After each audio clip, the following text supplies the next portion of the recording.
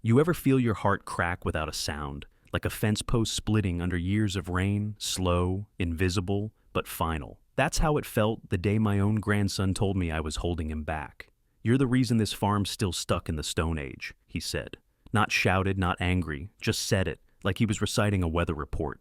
I'd rather he'd screamed. I could have handled rage, but disappointment, that cut deeper than any blade.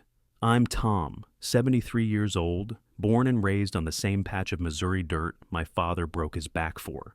48 acres of stubborn earth, part clay, part limestone, and all heart. Every inch of it carries a story. My father's shovel, my mother's roses, my wife Mary's laughter echoing from the porch. She's been gone 6 years now, and most days the silence feels heavier than the summer heat. I thought I was doing right by giving Ethan, my grandson, a chance to build something new here. He was the smart one, the first in the family to get a college degree, business and finance, something I never understood. He came back from the city with fancy shoes and a laptop that cost more than my truck, talking about efficiency, branding, and expansion. I didn't know what half of it meant, but I was proud. Proud that my grandson wanted to take over the farm, to make it his own. Proud enough to ignore the small voice whispering that he was seeing the land as numbers, not memories. "You can't farm feelings, Grandpa," he'd say with that half smile, the kind that hides a sting. "Maybe not," I'd answer. "But you can feel when the soil's dying, Ethan. That's how you know how to bring it back." He'd just shake his head, eyes already somewhere else, on profit margins, on spreadsheets, on a life too big for the slow rhythm of this place. It started small. He wanted to bring in investors, modernize the operations, lease half the land for solar panels. I told him the farm wasn't a business plan, it was blood. He called me sentimental. Then he brought in a lawyer, said it was just paperwork, transferring ownership for tax reasons. Mary used to say, "Tom, you trust too easily when it comes to family." I can still hear her voice, soft and sure. But that day, when Ethan slid the papers across the kitchen table, I saw her eyes in his. That same spark, that same promise. I wanted to believe it meant something good. I wanted to believe he still loved this land like I did. So I signed. The pen shook in my hand as I wrote my name. Thomas Ray Whitlock. I didn't know it yet, but that shaky signature would test every bit of faith I had left in family. At first, nothing seemed different. Ethan kept up appearances, Sunday dinners, polite smiles, small talk about markets and weather. But I could feel the distance growing like weeds between rows of corn. He stopped asking me about planting schedules. Stopped listening when I talked about the soil's rhythm. Started making phone calls outside, long ones that ended with him pacing the porch and rubbing his forehead like a man carrying secrets. The day everything cracked open was a Tuesday. Mid-July, hot enough to fry an egg on the tractor hood. I was fixing the irrigation pump when I overheard him on the phone, his voice sharp, hurried. "Yes, the land's under my name now," he said. "Once the sale goes through, we can move forward. No, my grandfather doesn't suspect a thing." The wrench slipped from my hand. The clang echoed through the barn, louder than thunder. For a second I hoped I'd misheard, that maybe he was talking about something else. But the silence that followed, the guilty kind, told me everything. He turned, saw me standing there in the doorway, sweat dripping from my brow, grease on my hands. "Grandpa," he started, voice cracking just a little. "It's not what you think." "It's exactly what I think," I said quietly.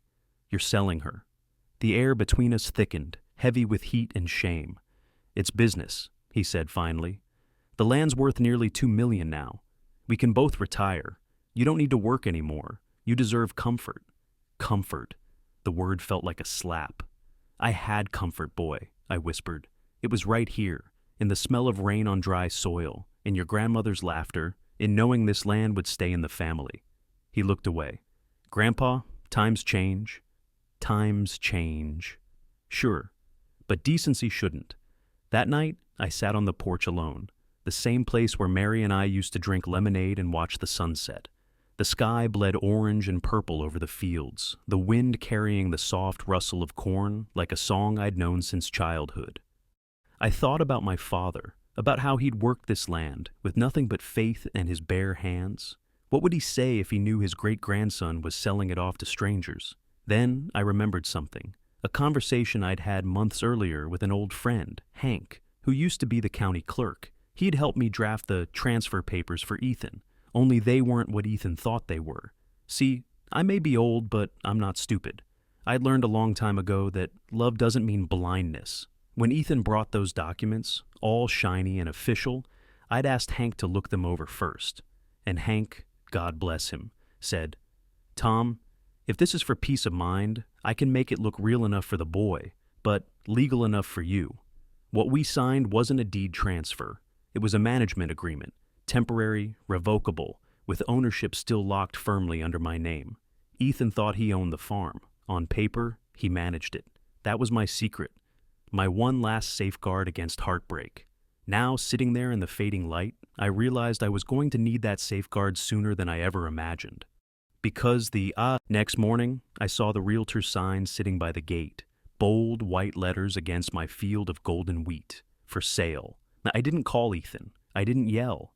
I just stood there, staring at the sign, the weight of it pressing down on my chest like a sack of wet soil. After a lifetime of sweat and sunburn and sacrifice, that sign felt like a tombstone. But what Ethan didn't know, what no one knew, was that this old man still had a few lessons left to teach. And the first one was simple. Never underestimate the farmer who built the ground you're standing on. Because when you plant betrayal in my soil, son, don't be surprised when the harvest comes due. I didn't sleep that night. The cicadas screamed outside my window, but it wasn't them keeping me awake. It was Ethan's voice echoing in my mind, calm as a knife. It's just business. That's what people say when they've traded their soul for numbers on a screen.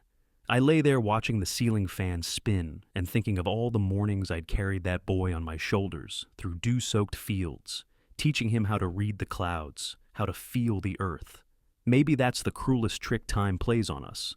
We raise them to reach for more, and one day they reach right past us. At sunrise, I put on my old denim jacket and walked out to the field. The "for sale" sign was still there, planted like a flag of conquest. The metal stake gleamed in the light, and I could almost hear Mary whispering, "Don't lose yourself in anger, Tom." She always said that, even when the cows got out or the tractor died mid-harvest. I pulled out my pocket knife and cut a small X into the wooden post just to mark it. "You'll come out eventually," I muttered. "Just not the way you think." Ethan showed up around 10. His fancy pickup kicked up a trail of dust down the gravel road. New tires, squealing like the land itself, protested his arrival. He climbed out wearing a pressed shirt, expensive sunglasses, and an expression that didn't belong to any Whitlock I knew. "Morning, Grandpa," he said, like everything was normal. I leaned on my shovel. "You forgot to tell me we've got visitors coming. Realtors usually call before they put their junk in my yard." He sighed like I was a child asking the same question twice. I was going to explain. "The buyers are investors from St. Louis. It's a great offer, way above market. You could live comfortable for the rest of your life." "I already live comfortable," I said. "Comfort don't come from dollar signs. It comes from peace." "Peace doesn't pay bills," he snapped, then caught himself, softening. "Look, I'm not trying to hurt you. I'm trying to help. Farming's dying, Grandpa. You can't fight the world forever." He walked the fence line while he talked, kicking at stones like he was inspecting his property. My property. His words blurred into background noise as I looked at him. Tall, healthy, the same eyes as my Mary, the same tilt in his chin. I should have been proud. Instead, I felt like I was watching a stranger wearing my grandson's face. When he left, I went into the barn. It smelled of oil and hay and history. Every corner told a story. The tractor I rebuilt in '83, the ladder with my father's initials carved in the wood, the half-finished birdhouse Mary started before her hands got too weak. I sat down on the old workbench and pulled out a small wooden box from under a tarp. Inside were the original papers Hank and I had drawn up, the ones Ethan thought transferred ownership. My name, clear as day, still sat on every line that mattered. Legally, the farm was mine. I should have felt relief, but all I felt was heartbreak, because this wasn't about paperwork. It was about trust and the terrible silence that fills its absence. That night, I drove into town, old Chevy rumbling down roads I could drive blindfolded. I parked outside O'Connor's diner, same booth I'd shared with Hank for 40 years. He was already there, sipping coffee, his sheriff's cap on the table beside him. He retired a decade ago, but never stopped knowing everything that happened in the county. "Haven't seen that look since Mary told you she backed your tractor into the oak tree," he said. "She had better reasons," I muttered.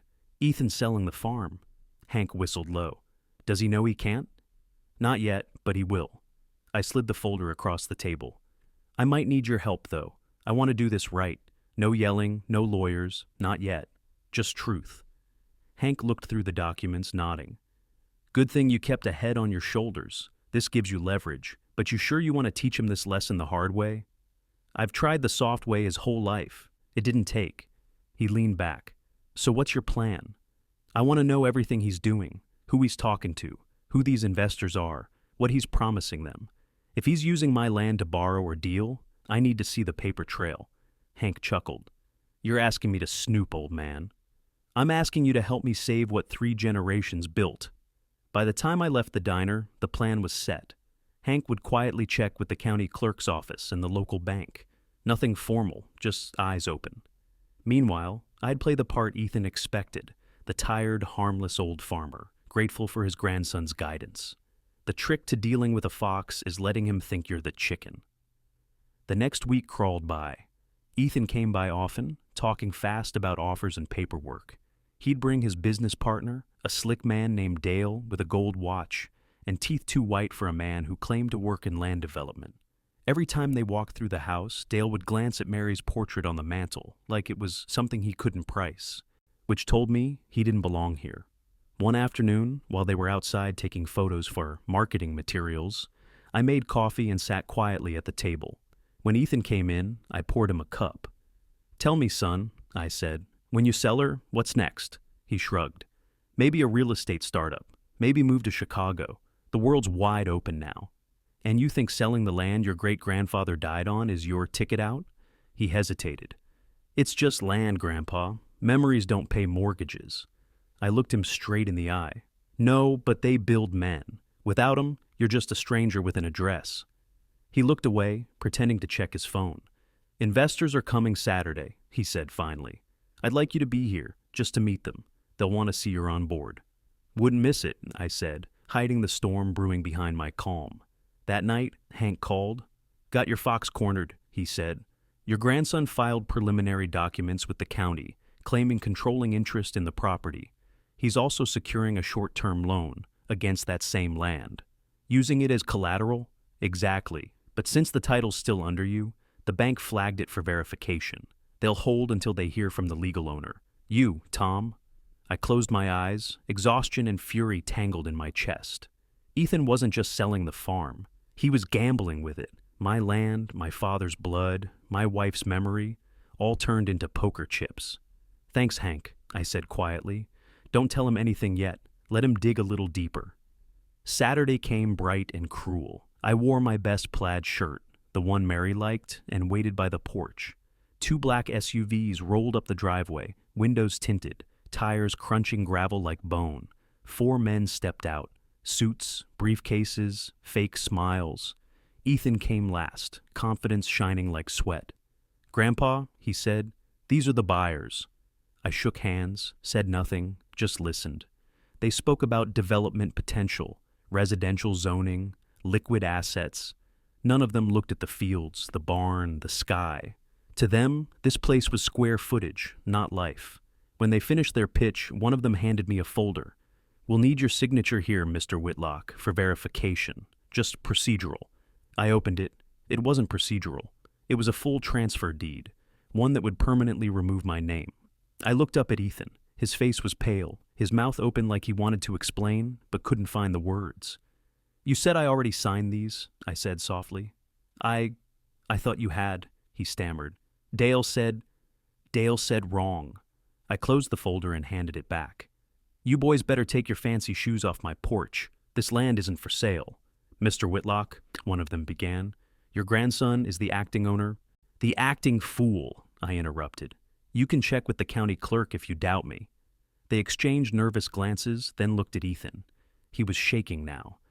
"Grandpa, I didn't mean for it to—" "You meant every bit of it, son. You just didn't expect to get caught." They left fast, gravel flying behind their tires. Ethan stayed, standing in the dust they left behind. He looked small suddenly, like a boy again. Why didn't you tell me you never really signed it over? Because I was waiting to see what kind of man you'd be if you thought I had. He dropped his head. I thought I was doing the right thing. I just wanted to make something of myself. You already were something, I said. You were my grandson. That should have been enough. He didn't answer. The wind picked up, carrying the smell of rain and regret. As he walked back to his truck, I knew this wasn't over. He'd learned the law's version of a lesson, but not the heart's. The next part would take more than signatures and paper. It would take truth, and maybe a little forgiveness, if I could still find it in me. Because family doesn't end with betrayal. Sometimes, that's just where the real work begins. 3 days passed without a word from Ethan. The silence was thick enough to chew. No calls, no messages, not even the sound of his truck on the gravel road. I'd see his number light up on my phone sometimes, but I couldn't bring myself to answer. My hands would hover over the screen, trembling, not from anger anymore, but from something colder. Sadness has a way of sneaking in through the cracks left behind by disappointment. On the 4th morning, the rain came. Real rain, not the polite drizzle we'd had all summer, but the kind that hammers the tin roof like a drummer with a grudge. I stood by the window, watching the fields drink it up, thinking about all the seasons that had passed under my watch. I'd weathered droughts, floods, debt, even the loss of Mary. But nothing prepared me for the storm my own blood had brought home. The doorbell rang just after noon. When I opened it, there he was, soaked to the bone, eyes red, holding something wrapped in plastic. He looked smaller than I remembered, not just because he was wet and tired, but because the arrogance had drained out of him. "Can I come in?" he asked quietly. I stepped aside without a word. He stood by the doorway, dripping on the mat, clutching that plastic bundle like it held his soul. "I came to return this," he said, setting it on the kitchen table. I peeled back the plastic. Inside was the "for sale" sign, muddy and bent. "Thought it belonged to me," he said. Turns out it didn't. I looked at him, waiting. He finally sat down, shoulders slumped. "I screwed up, Grandpa. Bad. When the investors pulled out, Dale disappeared. I found out later he'd been using my name to take out other loans. I'm in debt I can't even measure." His voice cracked. "I thought selling the farm would fix everything. I thought if I made it big, you'd be proud." "Proud," I repeated softly, running my thumb along the edge of the table Mary used to polish every Sunday. "Pride don't come from profit, Ethan. It comes from doing right, especially when it costs you." He buried his face in his hands. "I know. I just wanted to give you something. After Grandma died, I felt like I owed you a legacy. I thought the farm was wasting away. I thought if I could make it valuable—" "It's already valuable," I interrupted. "You just forgot what it's worth." The rain beat harder on the roof, and for a long while we just sat there. 2 generations bound by silence and mistakes. Finally, he said, "What happens now?" "Now?" I poured him a cup of coffee and pushed it toward him. "Now you learn what this place really is. You said you wanted to make something of yourself. Then start by rebuilding what you nearly destroyed." He blinked, confused. "You'd still let me stay?" I sighed. "The land forgives faster than people, but I'm willing to try if you are." He nodded slowly, a tear sliding down his cheek. The kind of tear a man doesn't shed unless something inside finally breaks open. "I don't deserve that." "Probably not," I said. "But neither did I when my father gave me a second chance. I was your age when I nearly lost this farm to gambling debts. He saved it without saying a word, just handed me a shovel the next morning and said, 'Work it off.' I did. You will too." That night, Ethan stayed in the spare room, the one that still smelled faintly of sawdust and time. I heard him pacing until midnight, heard the floor creak under the weight of regret. But come dawn, he was up before me, already outside in the mud, trying to fix the broken gate. Watching him from the window, I felt something I hadn't in weeks. Hope, fragile but alive.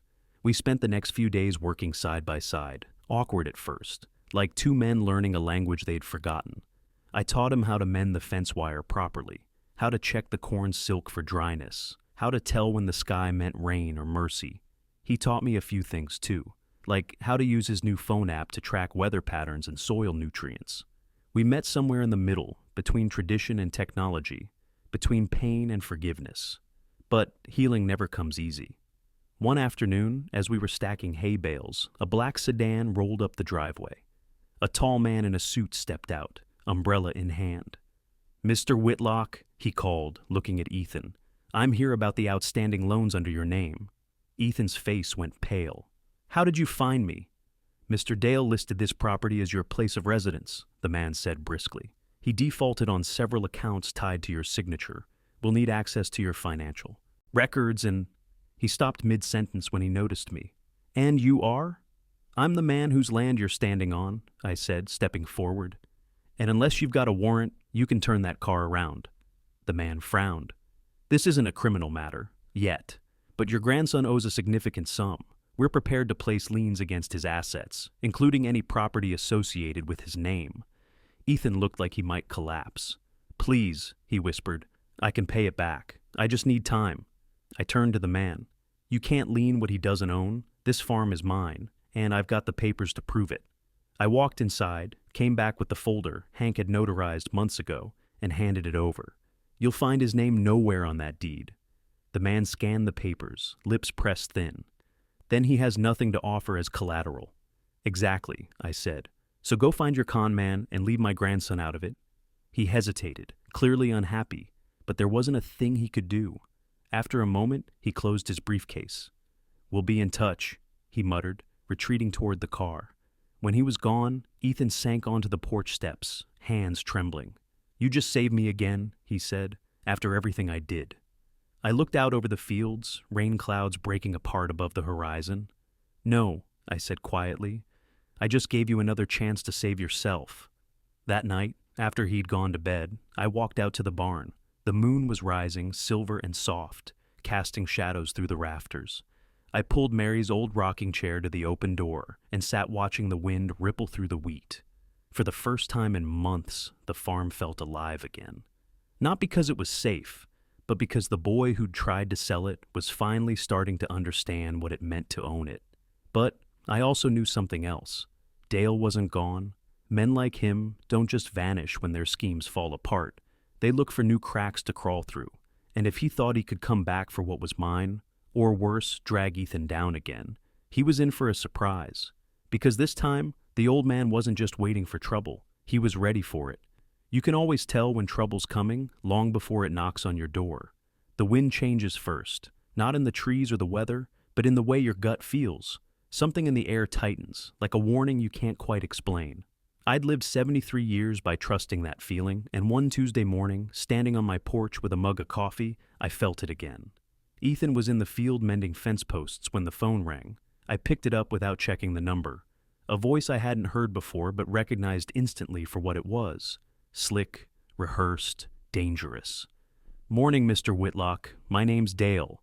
I didn't answer, just listened to the man's tone, polite but sharp, enough to cut glass. "I think we might have gotten off on the wrong foot," he said. "Your grandson and I were working on something mutually beneficial before certain misunderstandings occurred."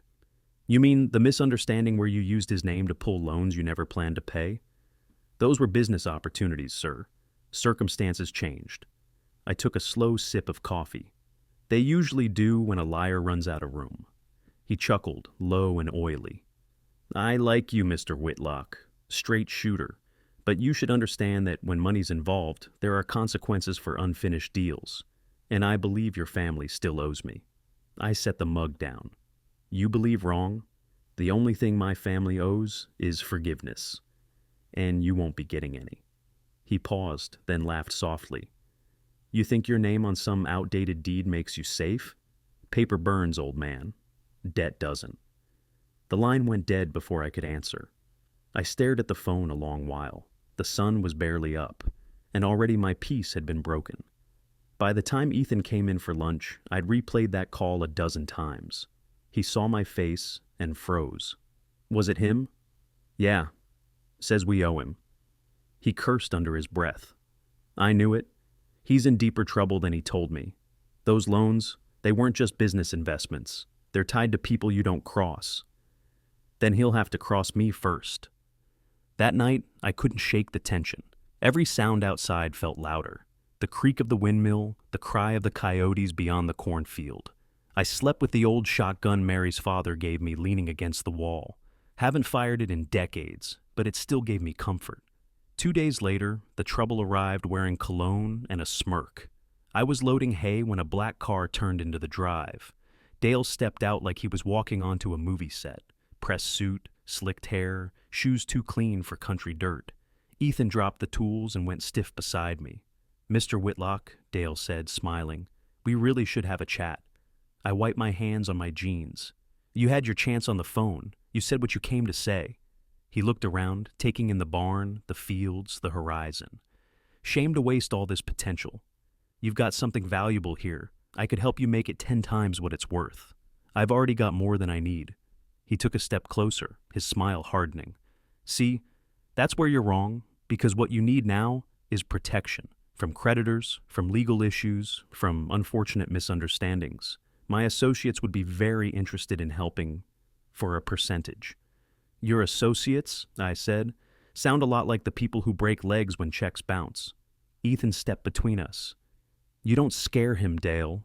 Leave." Dale smirked. "Still the loyal grandson, huh? I wonder if Grandpa knows how deep you were in before. He bailed you out. 10,000? 20? Or should we round up to the 50 you conveniently forgot to mention?" Ethan's face drained of color. You said those loans were canceled." "They were," Dale said casually. "When I told the right people your old man here might pay them instead. He's got assets, history, sentiment, the kind of things that make negotiation easy." I took one step forward, just enough that he had to tilt his chin up to look me in the eye. "You come back here, and you'll find I negotiate with a 12 gauge, understand?" For a long second, neither of us moved. Then Dale laughed softly, shaking his head. "You've got spirit, old man. I'll give you that. But you're out of your depth." He turned toward his car. "I'll be seeing you both soon." The dust from his tires hadn't even settled when Ethan turned to me. "Grandpa, I swear I didn't borrow that much. I thought it was 5,000 tops. I didn't." I held up my hand. "Save it. We'll fix this. But from now on, you don't talk to him. You talk to me." He nodded, eyes filled with guilt and fear. I saw the boy he used to be then, the one who used to build wooden forts behind the barn and tell me he'd protect the farm forever. That night, I called Hank, told him everything. He listened, then said, "You're dealing with a crook, Tom, probably tied up with people who like using fear as leverage. You need documentation, something solid to nail him if he tries again." I looked at the folder on my desk. "I've got that. Every fake paper Ethan signed, every forged promise Dale made, I kept it all." "Good. Then tomorrow, you come into town. I'll bring the sheriff. Let's get this official." But when I woke up the next morning, the folder was gone. I tore through the desk drawers, checked under the table, even searched the kitchen counters. Nothing. Every document, every proof I'd kept, vanished. Panic crawled up my spine. Only 2 people knew where I kept it, me and Ethan. He was outside loading feed. I stormed out, heart pounding. "Ethan!" He turned, startled. "What's wrong?" "The papers. They're gone." "What papers?" "The ones that prove the land's mine. Where are they?" His eyes widened, genuine confusion, or a good act. "I swear, Grandpa, I didn't touch them." Before I could answer, we heard an engine roar. Dust spiraled from the road again. Dale's car, back faster than a bad memory. He got out holding a brown envelope and grinning like a fox. "Looking for this?" Ethan lunged forward, but Dale raised a hand. "Easy, son. Wouldn't want Grandpa's heart giving out." I felt my pulse hammer in my ears. "You broke into my house." "Borrowed," he said, tapping the envelope. "You left the window unlocked. Terrible habit. Now, here's the deal. You sign this property transfer, the real one this time, and I hand these papers back. Otherwise, these documents go to the bank, and let's just say they won't paint a flattering picture of your grandson's finances." Ethan looked at me, panic rising. "Grandpa, don't—" I cut him off with a look. Then I walked up to Dale until I could smell his cologne. "You really think you can steal my land with a stolen folder and empty threats?" He smiled. "Worked fine on plenty of other old men." That's when I smiled back. "Then it's time you met one who isn't done fighting." before he could react, I raised my voice. Now! From behind the barn, Hank and Sheriff Waller stepped out, both armed, both wearing expressions that meant business. Hank held up his phone. Got every word, Dale. You're under arrest for extortion and breaking and entering. Dale's face went slack. You set me up. I nodded. No, son. You set yourself up. I just made sure the world was watching. The sheriff cuffed him without ceremony. As they drove him away, the weight I'd carried for weeks lifted just enough for me to breathe again. Ethan stood there, shaking, his voice barely a whisper. You planned that?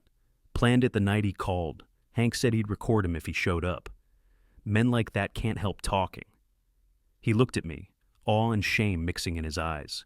You saved us. I looked toward the fields, my father's fields, Mary's fields, now ours again. No, I said. The land saved us. It has a way of revealing truth, one storm at a time. The sun broke through the clouds then, spilling gold across the wet earth. For the first time in months, I felt peace settle in my chest. But deep down, I knew this wasn't the end of the story. The land had been spared, yes, but the cracks between me and Ethan hadn't fully healed. Sometimes victory doesn't fix what's broken. It just gives you the quiet space to start mending. For the first time in a long while, the air on the farm felt clean. No cars rumbling up the drive, no strangers in suits, no threats hanging over our heads. Just the familiar whisper of wheat against the wind and the steady hum of cicadas in the fields. I thought peace had finally come home. But peace, I've learned, is never a gift. It's a loan. And sometimes the interest comes due in the shape of your own mistakes. A week after Dale's arrest, life started finding its rhythm again. Ethan and I worked side by side, rebuilding what the storm and our choices had broken. The sheriff stopped by to say Dale had cut a deal. He'll do a few years, maybe more, he said. Enough to keep him out of your hair. Hank clapped me on the shoulder. Told you the old man still had bite. We all laughed, but deep inside, I knew it wasn't over. Dale's kind always left something behind, a mess, a debt, or a doubt. Ethan tried to push forward. I could see him trying to be better. Up before sunrise, hands dirty, sweat on his brow. He was learning the land again, slow, clumsy, but earnest. Watching him dig fence posts, I saw flickers of the boy who used to race me to the barn barefoot, laughing until he fell in the hay. But at night, I'd catch him sitting on the porch staring at his phone, face lit up by a glow that wasn't peace. One evening after dinner, I asked, "You expecting someone to call?" He hesitated. "It's nothing. Nothing usually means something." He sighed, setting the phone face down. "The bank. They keep emailing me about the debt Dale put in my name. Technically, I'm liable for a portion of it, even after he's gone." "How much?" $42,000. I whistled softly. "That's a hard number." He nodded. "I don't have it. Not after what happened. I thought about asking you, but after everything I did," I interrupted gently. "If I fix it for you, you won't learn anything. But if we fix it together, maybe we both will." He looked up, confused. "Together?" I smiled. "There's still 20 acres out by the East Ridge lying fallow. We'll plant winter wheat there, sell the yield come spring. You'll handle the numbers, I'll handle the soil. Deal?" His eyes widened. "That's 6 months of work." "Best kind of work," I said. "The kind that pays you twice, once in money, once in pride." And so began the hardest, most healing season of my life. Day after day, we worked that forgotten field until it started to remember us. Ethan handled the irrigation plans, studied crop rotation, balanced costs. I watched him learn patience, how the ground doesn't care for speed, how good things grow only when tended with humility. Sometimes we argued, sometimes we laughed. Sometimes we just worked in silence, side by side like two men trying to build a bridge out of dirt and forgiveness. Around Christmas, a letter arrived from Dale's attorney. I opened it with shaking hands. Inside was a single page. As part of the plea arrangement, Mr. Dale Hensley has disclosed the location of funds obtained through fraudulent activity. Your grandson, Ethan Whitlock, is entitled to restitution of $48,600. Ethan stared at the letter as if it were written in another language. "Is this real?" "As real as rain," I said. "Looks like the land paid you back after all." He laughed, and for a moment I heard Mary's laughter in his. Guess we'll finish that wheat anyway, he said. Feels right. By spring, the field shimmered gold under a wide blue sky, the first harvest since the trouble began. We worked dawn till dark, cutting and bundling, the scent of grain thick in the air. When it was done, we stood by the fence line, hands blistered, hearts lighter than they'd been in years. You know, he said, I used to think you were stubborn for staying here all your life. I am stubborn, I said, but not stupid. He grinned. Now I get it. This place, it's not just land, it's alive. Always was, I said softly. You just forgot how to listen. We sold the harvest in early June. Ethan handled the buyers, negotiated prices like a man who finally understood what he was selling. Not land, labor, not property, purpose. When the check came in, he insisted on handing it to me first. You earn this, he said. I pushed it back across the table. No, son, you did. Every seed. He blinked hard, eyes glistening. I don't deserve this farm, Grandpa. I reached across and squeezed his hand. You don't inherit land, Ethan. You earn it, one season at a time. That night, we sat on the porch together, watching the fireflies rise over the fields. The smell of cut hay drifted through the warm air. Grandma would have loved this, he said. She's probably watching, I said, smiling. And she's probably still right about everything. He laughed softly. What was she right about this time? That forgiveness grows faster than wheat, if you plant it early enough. He leaned back, staring at the stars. Grandpa, thank you for not giving up on me. I looked out across the land, the moonlight painting silver on the rows we'd built together. Son, giving up is easy, holding on. That's what makes a man. The night was quiet for a long while, just the soft creak of the rocking chairs and the song of crickets. I thought about the years I'd spent fearing I'd lose this place, lose him, lose everything. And I realized something. The farm had never been just a legacy. It was a mirror. It showed us who we were, flaws and all, and gave us a chance to start again. But as the wind shifted and carried the scent of distant rain, I felt that old prickle in my chest again, that warning. Peace never stays long when people know where to find it. A week later, Hank called with a voice that carried the weight of bad news. Tom, he said slowly, you might want to sit down. What is it? Dale made bail. My stomach turned cold. That's not possible. He confessed.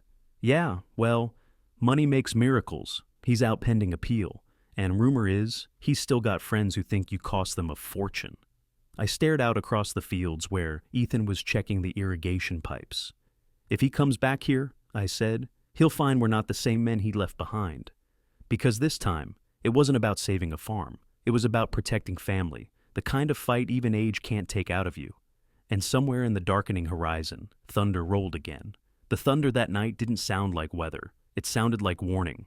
I sat on the porch with a lantern burning low, watching the clouds crawl across the horizon and thinking about what Hank had said.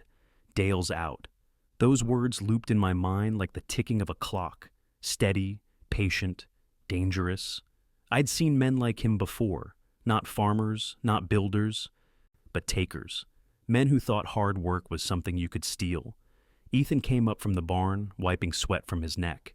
Pipes are fixed, he said, smiling faintly. He was covered in dust, but proud of it. He looked alive again, like the land had finally forgiven him. I almost didn't want to tell him. Ethan, I said carefully, Dale's been released. His smile vanished. What? How? Bail! Money talks louder than justice. He dropped onto the steps beside me, running his hands through his hair. You think he'll come back? I don't think, I said quietly. I know. For a while, neither of us spoke. The wind picked up, rattling the dry corn stalks like bones. Somewhere out there, a coyote howled, long and low. Ethan looked at me, jaw tight. Then we don't wait, we get ready. And that's what we did. The next morning, we locked the gates, installed new lights around the barn, and wired a camera Hank brought from town. It felt strange, fortifying a farm that had always been open, a place where every neighbor once felt welcome. But times change, trust breaks. You adapt, or you lose everything. By the third night, the waiting was the hardest part. I kept the shotgun near the door, the same one my father used to guard the cattle in the drought years. The moon was full, the air thick with the smell of rain and dust. I sat in the dark, listening for engines, for footsteps, for fate. It was near midnight when Ethan shook me awake. "Grandpa," he whispered, "lights on the road." I grabbed the gun and stepped out onto the porch. Headlights bounced in the distance, slow, deliberate. One car, black, crawling down the gravel like a shadow come to life. "Stay inside," I told him. "Not a chance," he said, standing firm beside me. The car rolled to a stop by the gate. The engine idled, then cut off. For a long moment, nothing happened. Then a door opened and Dale stepped out, wearing that same smug grin I'd hoped never to see again. "Evening, Mr. Whitlock," he called. "Heard the wheat harvest was good this year. Thought I'd drop by and congratulate you." I leveled my voice. "You've got 10 seconds to turn that car around," he laughed, spreading his hands. "I'm not here for trouble, just unfinished business." Ethan took a step forward. "You already caused enough." "Relax, kid," Dale said, eyes flicking between us. "I didn't come for you. I came for what's mine. Nothing here belongs to you." He smiled coldly. "Oh, I think it does. That little restitution the court awarded you, half that money came from my accounts, which means, legally, I've got grounds to contest ownership of the proceeds." Ethan's face twisted. "You're insane." "Maybe," Dale said, "but I'm also persistent. And unless I get what I'm owed, you'll find yourself buried in court for years. You might win eventually, but lawyers cost more than fertilizer, don't they?" I took one step closer, the gravel crunching under my boots. "You think I'm scared of paperwork? Son, I've fought drought, death, and debt. You're just another weed that needs pulling." His grin faltered. "You talk big for a man with one foot in the grave." "Maybe, but the other foot's still kicking." Behind me, Ethan whispered, "Grandpa." But before he could finish, Hank's truck roared down the road, headlights slicing through the dark. He stopped right behind Dale's car, floodlights washing everything in white. The sheriff's SUV pulled up seconds later. Dale's smirk disappeared completely. "You set me up again?" "Didn't have to," I said. "You set yourself up. Sheriff never closed your case. Turns out they traced the stolen funds to accounts you never reported. You should have stayed quiet." The sheriff stepped out, hand on his holster. "Dale Hensley, you're under arrest. Again." Dale's shoulders sagged. "You can't keep doing this to me." "Tell that to the judge," I said. "Maybe he'll believe you this time." They cuffed him right there under the porch light, the rain starting to fall in slow, fat drops. As they led him away, he looked back at me and hissed, "You win this round, old man, but you'll die with dirt and nothing else." I watched the taillights fade into the distance. "That's all I ever wanted," I murmured. Ethan turned to me, his face pale and wet from the rain. "It's over," he said. "It's really over." "Almost," I said. "Now comes the hard part, living right." In the days that followed, the farm settled into something quieter, steadier. The fields healed, the fences stood strong, and for the first time in years, so did I. Ethan started a new project, a community co-op for local farmers, using what he'd learned the hard way. I watched him lead meetings on the porch, using words like honor and trust, words he once laughed at. Maybe the land had finally taught him what no college could. One evening, we sat side by side watching the sun melt behind the hills. He said, "You ever think about selling, Grandpa? Not for money, but for rest?" I smiled. "Rest isn't something you buy, son. It's something you earn when your heart's done fighting." He nodded slowly. "Guess I'm not ready for that yet." "Good," I said. "Means you're still alive." The wind shifted, carrying the smell of rain and soil, the scent of home. I leaned back in my chair, listening to the distant low of cattle, the creak of the barn, the whisper of wheat swaying like prayer. "This land," I said softly, "it's not just dirt, it's memory. It holds every mistake we've made, every lesson we've learned, and still, somehow, it forgives us." Ethan looked out across the fields. "Then maybe forgiveness is the real inheritance." "Maybe it is," I said, smiling faintly. "But don't tell the lawyer. On that, he'll just try to tax it." He laughed, the sound warm and free under the fading light.